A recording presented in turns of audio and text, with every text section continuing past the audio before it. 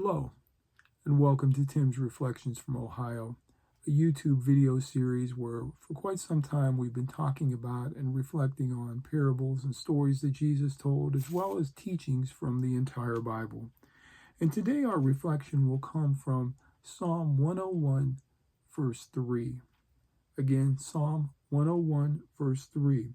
And I'll read it first from the New King James Version, and then I'll read it from a different Bible that I recently came into possession of, and it's called the Message Bible. And it says it's the Bible in contemporary language. And so it's something a little bit different for me, but I thought it gave a good explanation to this particular verse. But I'll read first from the New King James, and it says, "I will set nothing wicked before my eyes. I hate the work of those who fall away." So here we find David saying, I will set nothing wicked before my eyes. And in my Bible here, that word wicked is also the word worthless is used. So he's saying, I will not set anything worthless before my eyes.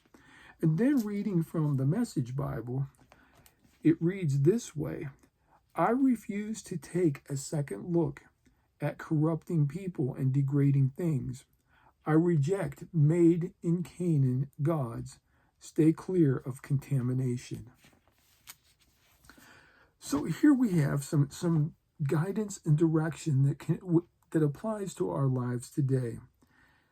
We need to be careful as we're here in this world day after day after day, wherever we're going, if we're watching TV, the advertisements, if we're listening to the radio, there's advertisements. If we're watching a YouTube video, sometimes advertisements pop up. We go to the store, there are things.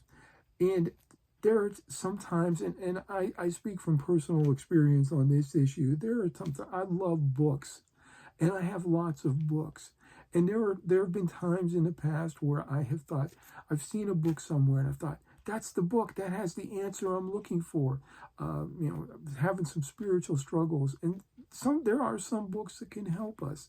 I'm not going to say they can't, but they're not the answer always to our problems. They're not the answer to the secret of life and those things that we sometimes put them in that place. This book is going to solve all my problems, or this thing is going to make me happy. And we need to remember that things do not make us happy. They can't. Only God can bring true peace and joy. Happiness is here today. It's fleeting. It's here today. It's gone tomorrow. But joy and peace can be lasting if it comes from God. And so I want us to think about this. Be careful of what we allow in front of our eyes, because the devil knows. He's been watching us all our lives. He knows our weak points. He knows the things that we struggle with. He knows that if I put this in front of them, I've got them. And he knows that. And because of that, he will work his best to get us to get off track with God and follow the devil as he tries to lure us with his temptations. We need to be so careful in what we spend our times looking at.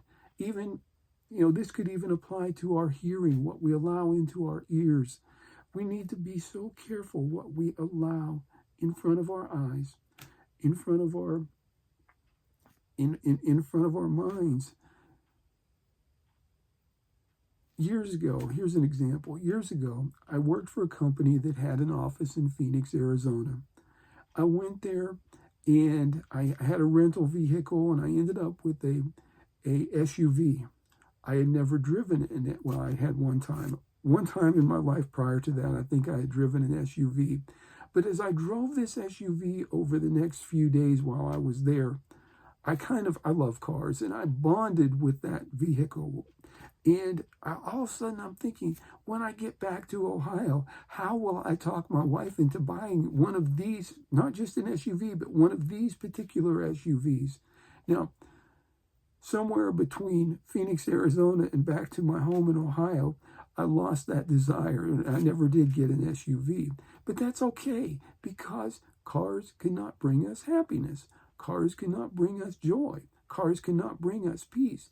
But that's how quickly our minds can be turned down a certain pathway, that I need this thing to become happy, to fulfill my life. I can't be fulfilled unless I have this thing. And we get this set in our minds and we think, okay, how can I do this? How can I make that monthly payment on that car or that truck or SUV, whatever it is?